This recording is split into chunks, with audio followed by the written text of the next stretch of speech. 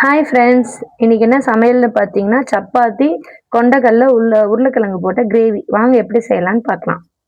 இந்த பாருங்க, ஃபர்ஸ்ட்டு கொண்டைக்கடலைய வேக வச்சு எடுத்துக்கிட்டேன்.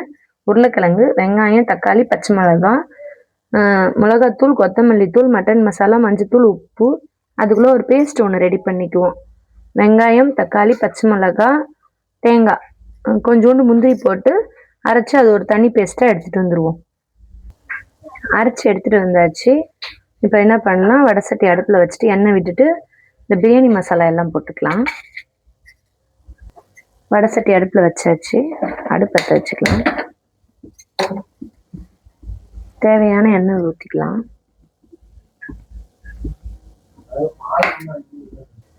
எண்ணெய் சூடேறிடுச்சு. பிரியாணி மசாலாலாம் போட்டுக்கலாம்.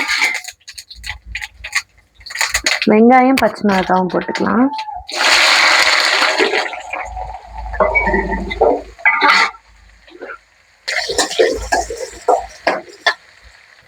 தக்காளி போட்டுக்கலாம்.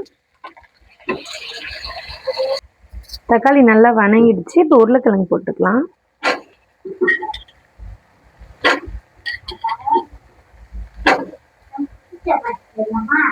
இப்போ வேக வச்சு எடுத்து வச்சிருக்கோமே அந்த கொண்டைக்கடலையும் போட்டுக்கலாம்.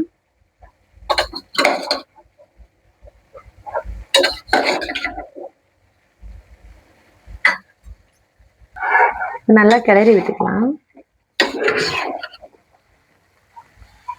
ஸ்டேஜில் இந்த மசாலா எல்லாம் போட்டுக்கலாம். மட்டன் மசாலா, மிளகாத்தூள், கொத்தமல்லி தூள், மஞ்சத்தூள், உப்பு போட்டுக்கலாம். மசாலா எல்லாம் நல்லா படுற மாதிரி கிளறி விட்டுக்குங்க. கருவேப்பிலை கொஞ்சம் போட்டுக்கலாம். கொஞ்சம் கொத்தமல்லி தழை போட்டு நல்லா கிளறி விடலாம்.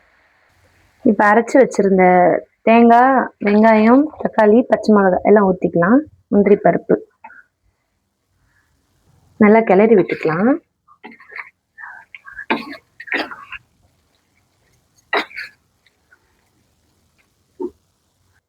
வேணுங்கிற அளவுக்கு தண்ணி விட்டுக்கலாம்.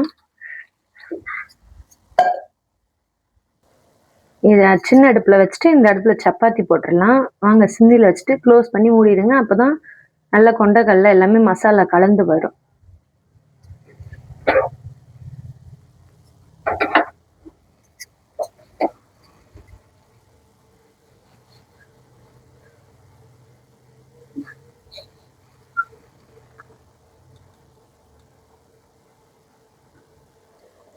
ஓகே ஃப்ரெண்ட்ஸ், அதுக்குள்ள குழம்பு வந்து அப்பப்போ கிண்டி விட்டுக்குங்க, என்ன அடி பிடிச்சிக்கும்.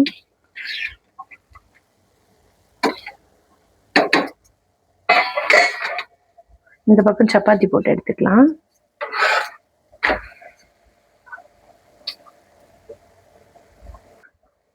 சப்பாத்தி நல்லா சாஃப்டா வர்றதுக்கு ஒரு நல்ல டிப்ஸ்.